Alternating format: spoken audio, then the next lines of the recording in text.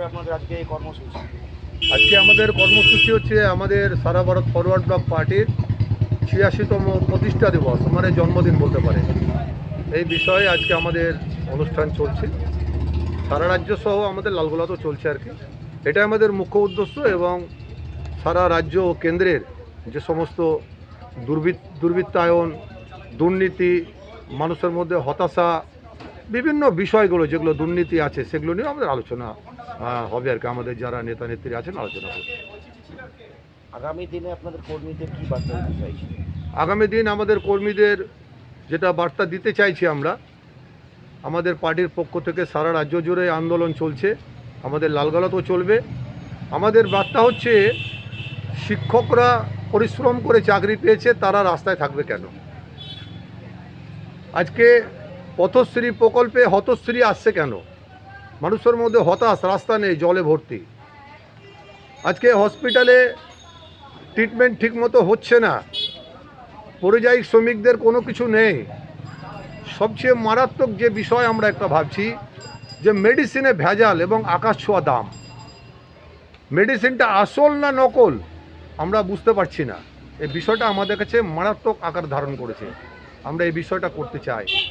আরেকটি সবচেয়ে বড় বিষয় আমাদের মধ্যে চলে এসেছে, যে ধর্মীয় রাজনীতি। দেখবেন আমাদের প্রতিটা ব্যানারে আছে ফরওয়ার্ড ব্লকের 86তম প্রতিষ্ঠা দিবসের ডাক। আমরা বলছি ধর্মের রাজনীতি নিপাত যাক। আমরা চাই না ধর্মের মধ্যে কোনো রাজনীতি থাক, কে হিন্দু, মুসলিম, জৈন, বৌদ্ধ, খ্রিস্টান, পার্সি, আমরা চাই না। আমরা সবাই যার যা ধর্ম আমরা পালন করতে চাই। আমি আজকে সকালবেলায় দেখলাম রেশনের ডিলার ব্যাগে করে উনি আমাদের দীঘার জগন্নাথ দেবের প্রসাদ দিয়ে বেড়াচ্ছে। আমি বললাম, ভাই তুমি তো ডিলার, তুমি কেন প্রসাদ দিচ্ছ? তো বলে কিছু বলার নেই দাদা, আমাদের উপরে চাপ এসেছে, প্যাকেট ধরিয়ে দিয়েছে, কি আছে আমরা বলতে পারবো না। তবে জগন্নাথ দেবের একটা ছবি আছে, আর কার ছবি আছে আমরা জানি না। তো আমি বললাম, আমাদের মাননীয় মুখ্যমন্ত্রীর কি ছবি আছে?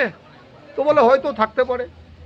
তো আমরা কার ছবি আছে বড় বিষয় না, আমরা জানতে চাই জগন্নাথ দেব তার মন্দিরে আছেন, তার প্রসাদ কেন মানুষের মাঝে দিয়ে বেড়াবে রেশনের ডিলার? তাহলে আজকে আমরা তো এই কথা বলতে পারি। আমি তো বক্তব্যে আমি বলবো মানুষের কাছে, যারা আজকে জালসা করছেন, তাহলে আমাদের যে সিন্নি যে উপহার আছে, তাহলে আজকে রেশন ডিলারকে আমরা দিয়ে দেবো যে আপনি দিয়ে বেড়ান। যারা মুসলিম সমাজ তাদের বাড়ি বাড়ি দিয়ে বেড়ান।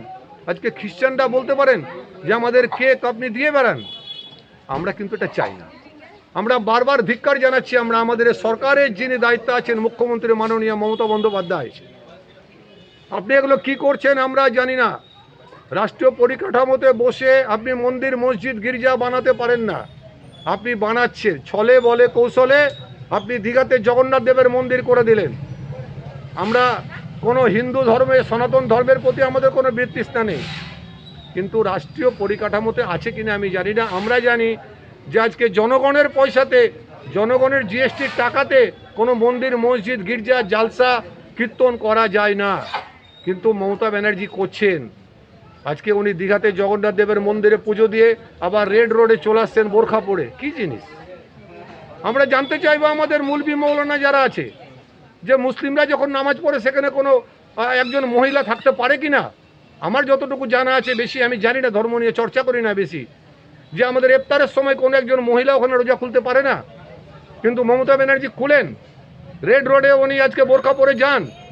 এর প্রতিবাদ করছি আমরা ফরওয়ার্ড ব্লক, আমাদের যুবলীগ, মহিলা সমিতি, সকলে বামপন্থীরা আমরা প্রতিবাদ করছি। এখানে কৃষ্ণাদিও আছেন। এটা কোন হয় কি এটা? তাহলে দিন দিন আমরা কোথায় যাব? আমরা এই সমস্ত বিষয়গুলো আমাদের প্রতিবাদ হবে। আচ্ছা, আপনার নাম ও পরিচয়? আমার নাম গোলাম বিশ্বাস।